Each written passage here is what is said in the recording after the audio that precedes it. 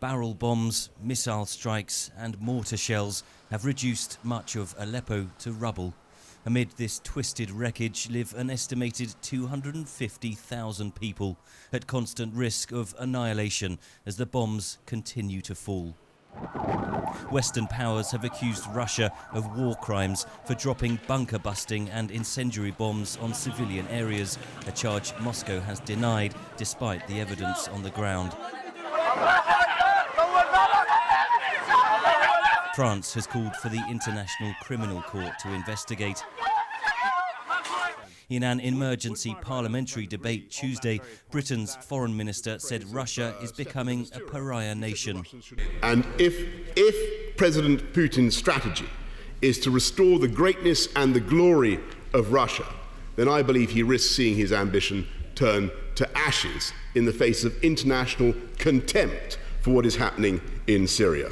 Lawmakers repeatedly called for Britain to help enforce a no-fly zone to protect civilians.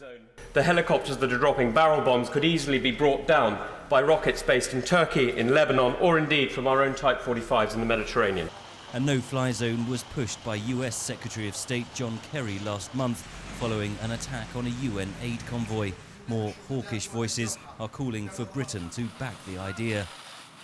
Come out publicly and say, America, we will stand with you on this if you intend to do it, and we will support it indeed with a application of our military force. They will not risk a confrontation once there's a firm military presence to actually fight against, and you will end up with a much better chance of a negotiated solution. Russia strongly denies targeting civilians, claiming it is attacking Islamic State terrorist forces that the West has failed to confront. And while it is true that they on occasion strike ISIS, it is on occasion. They have mainly focused on other rebel forces who are not terrorists, who are against their ally Assad.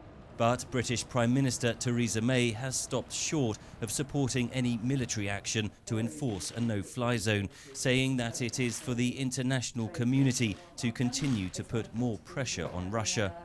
As relations between Moscow and the West continue to sour, Russian President Vladimir Putin has cancelled the visit to Paris scheduled for next week.